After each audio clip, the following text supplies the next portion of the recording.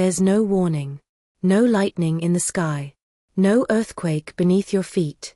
Just the soft, almost invisible shift. A silence that feels hollow. A moment when peace quietly exits. You don't even realize it at first. Life looks the same. You go to the same places, talk to the same people, follow the same routine. But somewhere inside, something has left. A calm that used to sit beside you now feels distant. A warmth you once carried is cold. You pray, but your chest doesn't soften. You laugh, but your heart doesn't lift. You rest, but you don't feel rested. This is the quiet exit of peace. Not because you've sinned. Not because you're being punished.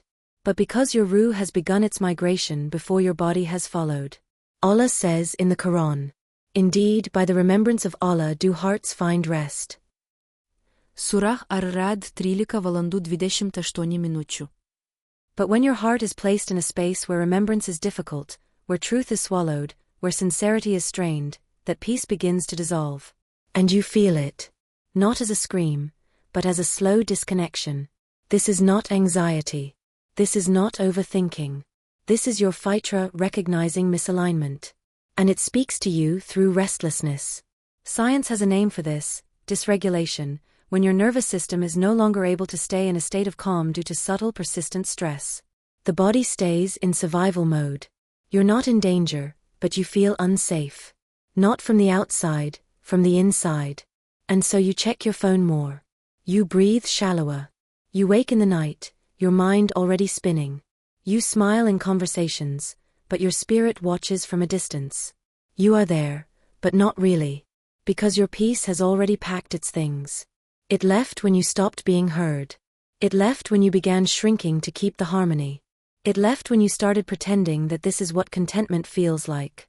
But it's not. And your soul knows. There's a hadith where the Prophet said, "Ask your heart." Righteousness is what the soul and the heart feel at ease with.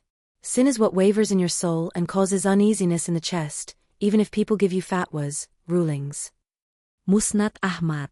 Even when everyone else says stay, your heart hesitates. Even when logic says this is fine, your peace whispers otherwise. Because peace is not just the absence of conflict.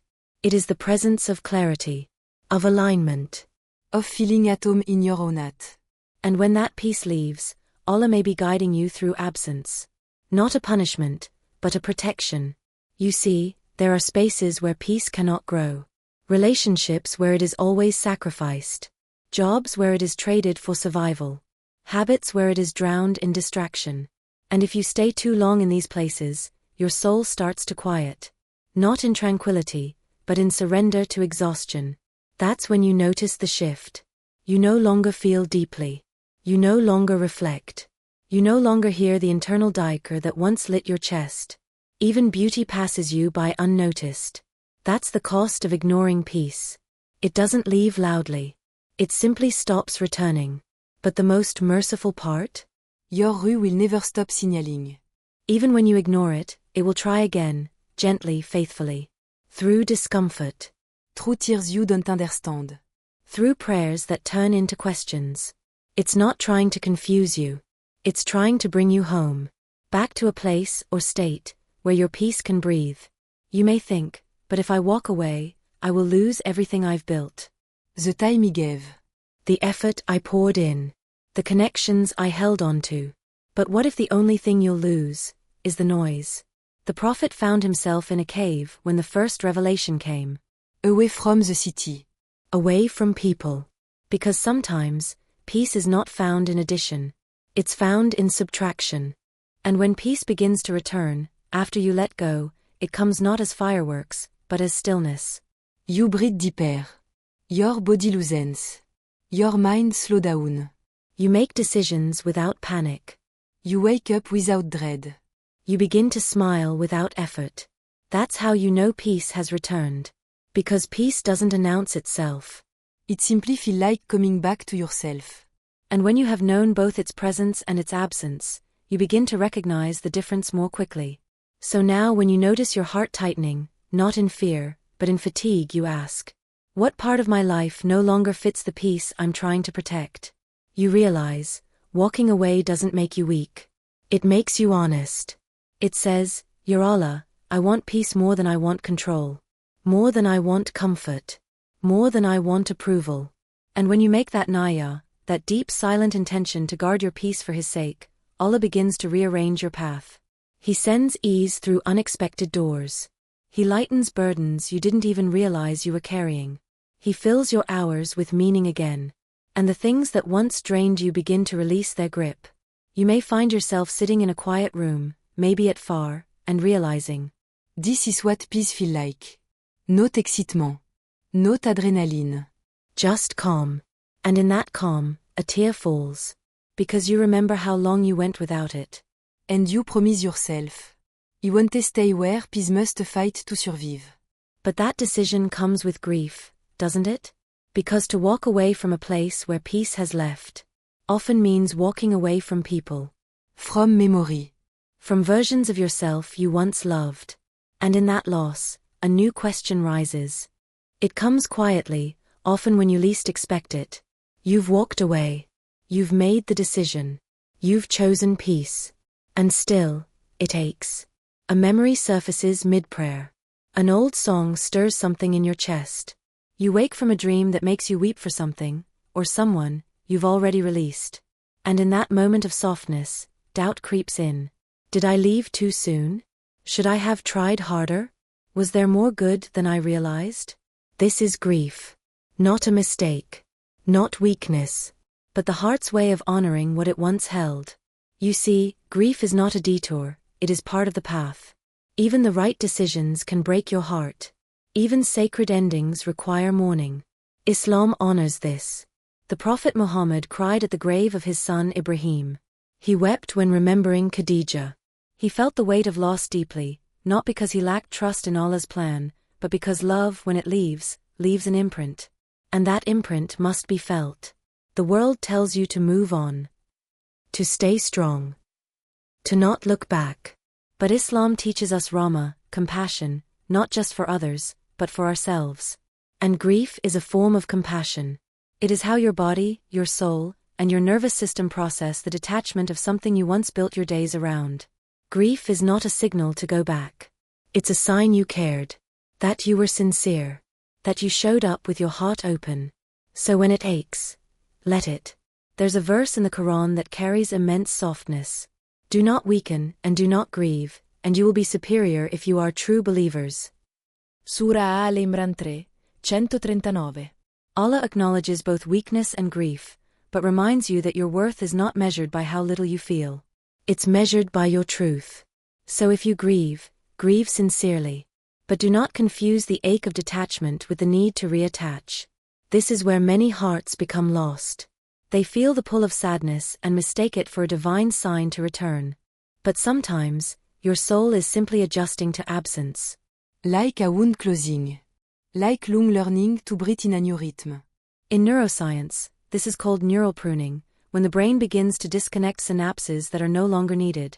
It's a painful process, but one that creates space for new connections to grow. Your heart works the same way. It must mourn what it's letting go of, not to go back, but to move forward with space for what's next. And grief, when faced with sabr, becomes a passage, not a prison. The Prophet said, Verily, the eyes shed tears and the heart grieves, but we will not say except that which is pleasing to our Lord. Bukhari. It's okay to cry. It's okay to miss what you left behind. But do not shame yourself for feeling. Do not confuse emotion with misguidance. The soul has its own way of cleansing. And tears are part of that sacred process. Think of a garden after a storm. The soil is soaked. Branche broken. It's quiet, but alive. The grief is not the end. It is the soft beginning of something new. So if a memory brings tears, let them fall. If a smell reminds you of a time you thought was forever, breathe through it. If your chest tightens at a photo or a place, rest your hand on your heart and say, Ya Allah, I release what you have already taken. There is a wisdom in not rushing the release. Even Musa felt fear and heaviness when commanded to return to Egypt, the place he once fled. Even the Prophet missed Makkah after migrating to Medina. Loss does not disappear with faith. It becomes softer, more sacred. It teaches you where you're at stickling. And in that teaching, Allah grants you clarity. You begin to see. Grief is not asking you to return. It is asking you to integrate. Tout carry the lesson. Tout preserver the love, without holding the burden. There's a hadith in which the Prophet said, "Indeed, the heart becomes rusty like iron, and the way to polish it is through the remembrance of Allah and the recitation of the Quran." Bayhaqi. Grief too is a polishing. It removes illusion. It clarifies truth. It returns you to the core of what matters. And eventually, if you allow it, grief transforms. The same memory that once brought tears brings gratitude. The same place that once stung feels neutral. The same person who once filled your chest becomes part of your dua, not your decisions. This is healing. And it only comes when you allow yourself to feel, without attaching meaning to every emotion. Not every ache is a command. Not every tear is a reversal. Sometimes, it is just your soul saying, thank you, and goodbye. And then slowly, you'll begin to notice something else. The days begin to feel lighter. Your mind begins to quiet. Your chest expands with the breath you didn't know you'd been holding. And where grief once sat, something gentler begins to bloom. Not joy. Not yet. But acceptance. A soft surrender to what was. A quiet readiness for what is. And, somewhere in the distance, a curiosity for what could be. Because now that grief has softened your soil, you may begin to sense something stirring beneath the surface. It begins quietly. You don't even notice it at first. A soft breath. A slightly longer pause before the noise begins again. The heavy blanket of grief doesn't vanish, but it loosens.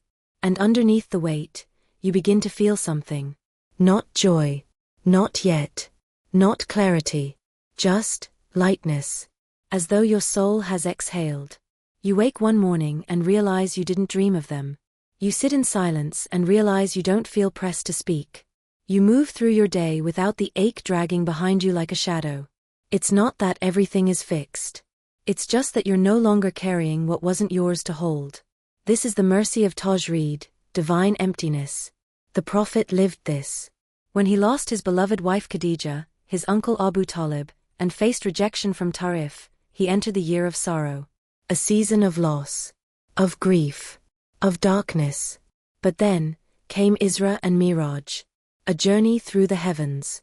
From sorrow to closeness with Allah. Because lightness doesn't always mean external ease. It means the soul has been unburdened. In the Quran, Allah speaks directly to the Prophet with such tenderness. Did we not expand your chest for you? And removed from you your burden? Surah Ash-Shar 94:1-2. This is what you feel now. The expansion of the chest. The lifting of the invisible. The sacred return of breath. It's not the world changing, it's you. Your nervous system, which once braced for tension, now begins to rest. Science calls this the parasympathetic response, the body's return to calm after prolonged stress. Your heart rate slows. Your muscles soften. Your thoughts no longer run like rivers in flood. It's subtle, but it's real. You notice beauty again. The sun through the leaves. The softness in your own voice. You smile, and it doesn't feel like a performance. You start saying Alhamdulillah not just from duty, but from awareness. Because you can feel it. You are healing. And healing in Islam is not about forgetting. It's about remembering who you belong to. The Prophet taught us that the heart is always turning. O turner of the hearts, keep my heart firm upon your deen. You whisper this now, not out of fear, but out of reverence. Because you've seen what happens when peace leaves. And now, you feel its return. And you want to protect it. You protect it through presence. You begin to choose differently, not because someone told you to, but because your soul is no longer desperate. You stop replying to people who make your chest tighten. You stop chasing love that demands your silence. You stop doubting every decision, every feeling, every step forward. This is the strength that comes after surrender. Not loud. Not hard. But quiet and consistent. And your relationship with Allah deepens. Because you didn't get through the darkness by accident. You got through it by calling on Him. Even when it was messy. Even when your dua had more tears than words. And now, the lightness is your sign that He heard. There is a hadith qudsi that says, I am as my servant thinks of me. I am with him when he remembers me. Buhari, Muslim. You thought of him as merciful. You trusted him when it felt like everything was falling. And he showed you mercy through your own rising. This chapter of lightness is not the end. It's the in-between. A space of renewal. Of rebuilding. But this time, you build from truth. You no longer say yes to things that steal your stillness. You no longer pretend the storm isn't real. You no longer wear masks to be loved. And you stop apologizing for protecting your soul. This is the new you. Not because you became someone else, but because you finally came home to who you were always meant to be. Your energy returns in small ways. You feel inspired again. Ideas flow without pressure. You begin to dream again, but this time, not of fixing others, not of rewriting the past, but of creating a life where peace is not a visitor, but a resident. You still have hard days. Grief still visits sometimes. But now, it doesn't drown you. You know how to float. You've learned how to breathe beneath sorrow. And most of all, you've learned that obedience to Allah brings peace, not pain. That sometimes, walking away is not a failure of love, but a fulfillment of taqwa. That what leaves you is not always a loss, but sometimes, a gift. So as this lightness settles in, you begin to whisper du'as not just for relief, but for expansion, for clarity, for readiness. Because you know, when peace returns, so does purpose. And when you're no longer held down by what hurt you, you're ready to walk toward what's meant for you. And maybe, just maybe, it's time to open the door again. It doesn't swing open with a bang. There is no spotlight. No trumpet. Just a door, quiet, still, gently ajar. And you, standing before it. At first, you hesitate. You've spent so long in the dark. So long walking away. So long healing from everything you once thought you couldn't live without. And now here it is, something new. A path that feels calm. A space that doesn't ask you to shrink. A beginning that doesn't begin with pain. You almost don't trust it. Because when you've spent enough time surviving, peace can feel suspicious. You wonder, is this real? Is it safe? Will it disappear like the last one did? But deep in your chest, there's a quiet voice. Not loud. Not urgent. Just sure. This is different. Not because it's perfect, but because you are. You're not desperate. You're not doubting. You're not rushing to label, to cling, to build castles in the clouds. You're simply present. And presence is the only key that opens the door Allah wrote for you. The Prophet taught us. Know that what has passed you by was never going to befall you, and what has befallen you is never going to pass you by. Tirmidhi. This moment? It was never meant to miss you. This door? It didn't just appear. It's been waiting, not for the better version of you, but for the healed one. The one who could walk through without dragging yesterday behind. You begin to understand. What looked like delay was actually divine preparation. Psychologists speak of cognitive readiness, the mental and emotional capacity to truly see and receive new possibilities only after the mind is no longer overwhelmed by fear or survival patterns. In simpler words, when you stop clinging, you start noticing. When your soul is no longer begging for comfort, it becomes clear enough to spot real alignment. So when you finally see this door, the one that asks for your presence, not your perfection, it's not because the door changed. It's because your eyes did.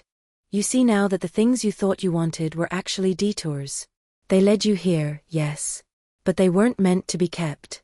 This is the path that fits. Not because it's easy, but because it flows. It doesn't demand that you abandon yourself. It doesn't stretch your heart to unnatural shapes. It doesn't echo with constant confusion. Instead, it feels like breath. Like soil that receives your roots without resistance. Like a journée where you walk, not crawl. And maybe that's how you know. Because the door that's written for you won't ask you to be anything other than what Allah has already shaped you to become. You remember now the dua you made in broken night. The pli we spread under the wect of all pain. The moments you surrendered and said, Ya Allah, I trust you. Even if I don't understand. And now you see. He was listening. He was working. He was not denying you, he was redirecting you. Sometimes the delay is the mercy. Sometimes the detour is the protection. Had he given you what you wanted when you asked, you might have missed what you actually needed when you were ready. The Prophet Yusuf sat in a prison cell, innocent, patient, for years. And then one day, the door opened. Not in chaos. Not with rage, but with honor. He walked out not just free, but whole. Because Allah writes arrivals with precision. He opens doors when the soul is ready to receive, not just to escape. So now, you stand before your own door.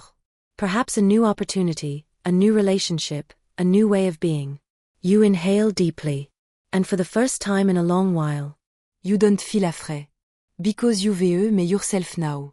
You veux learned what peace feel like. You've seen what your soul can survive, and what it must never settle for again. And in that strength you whisper, Ya Allah, if this is from you, let it be. And if it's not, let it pass. And that is the prayer of the spiritually mature. Not let me have it, but let me walk only where peace walks beside me. So you step forward, not with grand declarations, not with a heart racing in panic, but with steady feet and a soul in sujud. Because the door that is written for you will never require you to abandon your Lord to enter. It will never ask you to mute your ruh to make room. It will never steal your light to offer false warmth. This is a door of truth, of tawakkul, of being exactly where Allah wants you to be, even if you don't fully understand why yet. And just as you take your first step inside, you feel it. Not a rush, not a thrill, but something deeper. Something that says, yes, this is where the next chapter begins. And in that stillness, one final thought flickers through your heart. If Allah can bring me here, what else might be waiting, just ahead? It's quiet now. Not because there's nothing to want, but because you no longer want from emptiness. You no longer chase. You've stopped running after people, opportunities, places, outcomes. Stopped gripping, proving, persuading, performing. And yet, things begin to arrive. Softly. Unannounced. As if drawn by something you cannot see. You wonder, how did this happen? You look around and notice, the right people call. Peaceful doors appear. Your efforts feel blessed, not forced. It's not magic. It's alignment. You're not trying harder, you're living truer. This is the quiet power of tawakkul, trusting in Allah without needing to control what belongs only to Him. And when you do that, you attract with presence what you could never capture through panic. The Prophet lived this way. In Makkah, he called to the truth with humility, not desperation. When people turned away, he didn't beg. When doors closed, he grieved, but he did not chase. Instead, he turned to Allah. Again and again. And Allah turned the hearts of the world toward him. Because real influence, real success, real rizq, is never about force. It's about flow.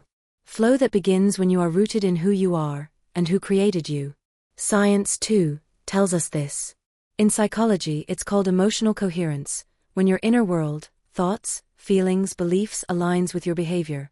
People, situations, even opportunities, are naturally drawn to authenticity, to clarity, to stillness that doesn't seek to consume, but to contribute. And now, that is who you're becoming. You've spent enough time begging for doors to open. Now, you simply knock. And if it opens, you walk. If it doesn't, you smile, and walk the other way. Because what is written will meet you without you needing to twist your soul to fit it. You no longer rush timelines. You no longer measure your worth by what responds. You no longer let rejection undo your peace. Because you know. If it's from Allah, it will come. And if it's not, you don't want it anyway. That's not arrogance. That's faith. What is meant for you will never miss you, and what misses you is never meant for you. A saying from Ibn al-Qayyim, echoing the calm certainty of divine trust. You now move with that certainty. Not with pride, but with presence.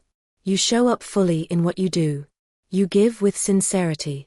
You speak with truth. You rest when it's time to rest. You stop explaining your existence. And this wholeness becomes a magnet. Not because you manifested it. But because you stopped chasing what wasn't yours, and that cleared the path for what is. You used to think. If I try harder, they'll stay. If I just give more, it will work. If you don't fight for it, you'll lose everything. But now, you think differently. If allowant it forme, it will come. If it goes, it was never mine. If I surrender, I'll be safe, even in loss. And this is the paradox of surrender. It makes you more powerful. Not through domination, but through detachment. The Prophet once said, "Be in the world as if you were a stranger or a traveler." Bukhari. A traveler doesn't chase. He walks. Stops when it's time. Trust the road. You are now that traveler. And the road respond. You attract kindness, not because you need to be seen, but because you offer it freely.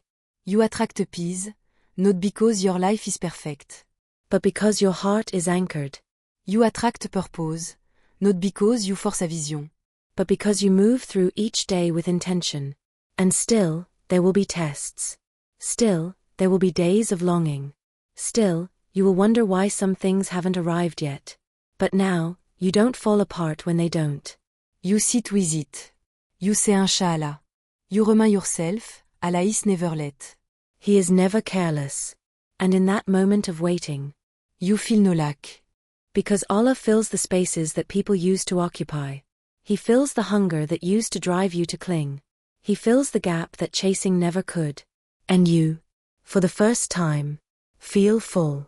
So full that you begin to give again. To love, again. To dream, again. Not from need, but from overflow. And what comes to you now? Comes not to complete you, but to reflect you.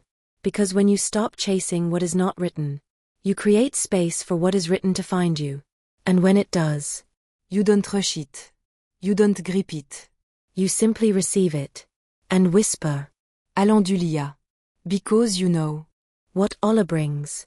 He brings with barakah. And what He withholds. He withholds with mercy. So you release. You trust. You become still. And that stillness is the invitation. It arrives like a breeze through a window you didn't remember opening. Something soft. Something unexpected. Something that makes your chest pause. As though it remembers something your mind has forgotten. You blink, and it's there. A message. An opportunity. A moment of clarity. A person. A peace. And suddenly, your heart whispers, "Wait, didn't I pray for this? Not yesterday. Not last week. A long time ago. Maybe in the hush of a desperate night. Maybe in the middle of wudu, when your hands trembled from all they were carrying. Maybe at the tail end of sujud, when your forehead pressed so low into the earth that your soul followed. It was a due, a longing, a plea. And then, you forgot. Because life continued. Pain layered itself over hope. You grew. You healed. You moved forward. And now, when your hands are no longer clenched, when your chest is no longer heavy, when you're no longer chasing, it comes. Not loudly. Not wrapped in a parade. Just softly, like a memory returning. And you smile. That smile that only comes when you realize. He heard me. Even then. Even when you thought He didn't. Even when nothing changed. Even when it felt like silence. Allah says in the Quran, "Call upon me, I will respond to you." Surah Ghafir 40:60. He didn't say I might respond. He didn't say I'll only respond if you're perfect. He simply said, "Call, and I will answer." But His answers have wisdom. And sometimes, that wisdom waits. It waits until you've become the version of yourself who won't ruin the blessing with fear. It waits until your character is strong enough to carry the weight of what you once asked for with trembling hands. It waits until the surroundings are right, the people are aligned, the doors are stable. It waits until the answer won't just visit, it will stay. The Prophet Yaqub waited years for the return of his son. And yet, he never lost hope. He said, "Indeed, I only complain of my suffering and grief to Allah, and I know from Allah that which you do not know." Surah Yusuf 12 hours 86 minutes. He grieved, but he hoped. He ached, but he prayed. And when the reply came, it came with beauty beyond imagination. Because what Allah returns to you, He often returns with more. You prayed for safety, He gave you serenity. You prayed for love, He gave you someone who helps you love him more. You prayed for healing. He gave you strength that never leaves. You didn't recognize it at first, because it didn't look the way your old self imagined. But now it fits better than you ever thought it could. And this is how do works. Not as a wish list. Not as a trade. But as a deep expression of trust. It's not about bending the world to your will. It's about lifting your heart to his will. And then, surrendering the timeline. Neuroscientists call this emotional recontextualization, when your brain revisits an old emotion in a new light. That do you made in pain? Now through healing it returns, and you finally understand why it took this long. You realize. The delay was not denial. It was design. Had the answer come when you begged, you might have worshipped the blessing, instead of the one who gave it. Now, you carry it differently. With humility. With awareness. With chakra that wells up in places you didn't know existed inside you. And this gratitude. This quiet awe. It becomes a new form of do. Not for more. But in praise of what already is. Ya Allah, you never forgot me. Even when I forgot myself. Ya Allah, you were working, even in silence. Ya Allah, you are so gentle in how you return what I once asked you to protect for me. And now you look back. At every unanswered prayer. Every door that didn't open. Every delay that once felt like punishment. And you whisper. Alhamdulillah for what I didn't know to be grateful for at the time. Because some du'as are not answered by arrival. They are answered by transformation. You don't get what you wanted. You become who you needed to be. And sometimes, you forget the exact words you used. The details. The tone. But Allah never forgets. In fact, sometimes what you receive today is the answer to a do you whispered with cracked lips and tired eyes 5 years ago. And when it comes, you'll know. Not because you remember the prayer. But because your soul will say, this was always mine. So now, as you walk through your days, you carry less urgency, less fear, less demand, because you've seen what happens when you leave space for divine orchestration. And now when you pray, it is not only with longing, but with certainty. And when something doesn't arrive, you don't despair, because maybe it's still on its way, or maybe what comes next will remind you of the prayer you haven't made yet. You no longer sprint. You no longer trip over your own urgency. You no longer beg for shortcuts through the wilderness of waiting. Now you walk. Steady. Present. Soft-footed. Not because the road is easy, but because you are at peace with its pace. You've stopped trying to outrun Allah's timing. You've stopped crafting maps from impatience. You've stopped whispering, Ya Allah when? In every breath. Instead, you whisper. Ya Allah, walk with me. And he does. You feel him not as a loud presence, but as a gentle one. In the wind that cools your face. In the prayer that calms your chest. In the small sacred signs that arrive right when your hope flickers. This is what it means to walk with Allah. Not ahead of him. Not in rebellion. Not with clenched fists trying to pull the future into now. But with trust. You remember the story of Musa. How he was told to strike the sea. Not swim it. Not fight it. Just strike. And the sea split. Not before. Not after. In the exact moment Allah willed. Because faith isn't just belief. It's timing. And when you walk ahead of Allah's decree, you walk into exhaustion. But when you walk beside it, you walk in sync with the rhythm of Rama. Even the Prophet, in his most difficult moments, never forced the future. In the cave during Hijra, with his enemies just outside, he didn't say, let's escape now. He sat still, calm, certain, and said to Abu Bakr, do not be sad. Indeed, Allah is with us. Surah At-Tawbah 9:40. Not ahead. With us. That is your lesson now. You've asked. You've released. You've received. And now, you simply walk. And on this path, you see more clearly. The doors that once felt like loss were redirections. The delays were dressings for unseen wounds. The stillness was never silence, it was sacred preparation. And now, the destination matters less than the walk itself. Because your heart is no longer seeking a moment. It's seeking his nearness in every step.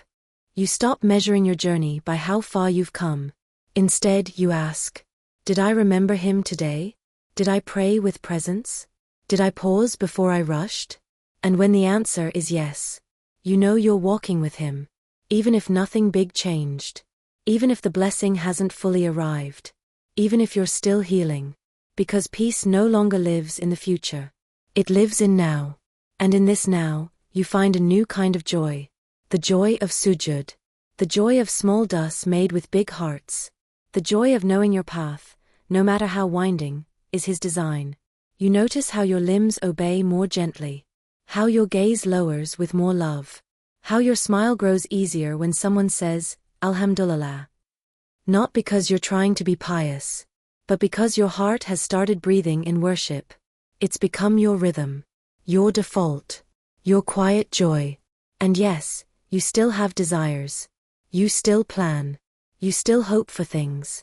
But the desperation is gone. The panic is gone. The begging has become believing. Now, your dusts sound like this. Ya Allah, I don't know what's ahead. But if you're there, I'm okay. That's how you walk now. Not by sight, but by surrender. You understand what the Prophet meant when he said, if you were to rely on Allah as he should be relied upon, he would provide for you as he provides for the birds. They go out hungry in the morning and return full in the evening. Tirmidhi. Because birds don't control the skies. They just fly. They trust the air beneath them. And now you do too. Not because the winds are always gentle, but because you know who sends them. So when it rains, you keep walking. When it's sunny, you give thanks. When you're tired, you rest in dhikr. And when you forget, you return. Again. And again. Because walking with Allah is not about perfection. It's about rhythm. Awareness. Connection. And on the days you fall behind, you remember he never left. He is the one who said, and we are closer to him than his jugular vein. Sur Akaf 50, 16. Closer. Always. Even when you stumble. Even when you doubt. Even when the path is unclear. He doesn't ask you to walk flawlessly. Only faithfully. En so you do. And now, at the end of this journey, you realize it was never about walking to something. It was about walking with someone. And that someone never took his eyes off you.